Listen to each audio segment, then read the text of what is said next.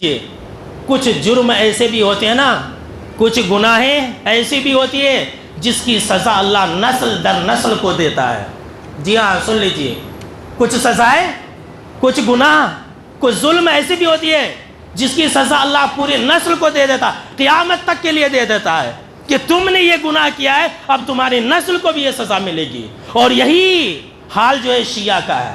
ان لوگوں نے آپ صلی اللہ تعالیٰ علیہ وسلم کے پھول کو شہید کیا، ان لوگوں نے حضرت حسین رضی اللہ تعالیٰ عنہ کو شہید کیا، حضرت حسن کو بھی زہر دیا، حضرت علی رضی اللہ تعالیٰ عنہ کو بھی انہی لوگوں نے شہید کیا تھا۔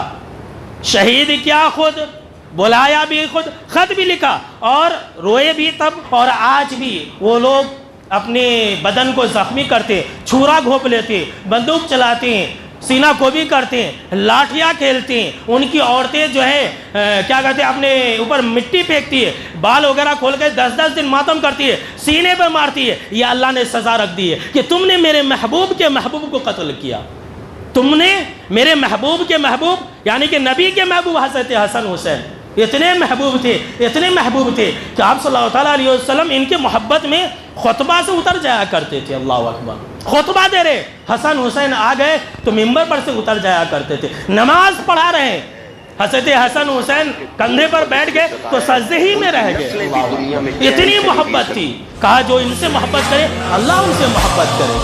اللہ نے کہا کہ تم لوگوں نے میرے محبوب کے محبوب کو قتل کیا، اب تمہاری سزا یہ ہے کہ نسل در نسل تم جو ہے اپنے آپ کو زخمی کرو گے، اپنے آپ کو مارو گے، اپنے آپ کو اپنا خون بہاؤ گے، اپنی اولاد کو قتل کرو گے، اپنا سینہ نوچو گے، اپنے چہرے پر تھپڑ مارو گے۔ وہ لوگ تھپڑ مارتے رہتے، یہ اللہ کی طرف سزا ہے۔ کچھ سال پہلے تو ایک عراق کے اندر ایک شیعہ نے اپنی اولاد کو قتل کر دیا تھا، یا حسین کہتے ہیں۔ آج بھی وہ ویڈیو جو ہے یوٹیوب کے اوپر موجود ہوگی، آپ دیکھ لیجئے گا۔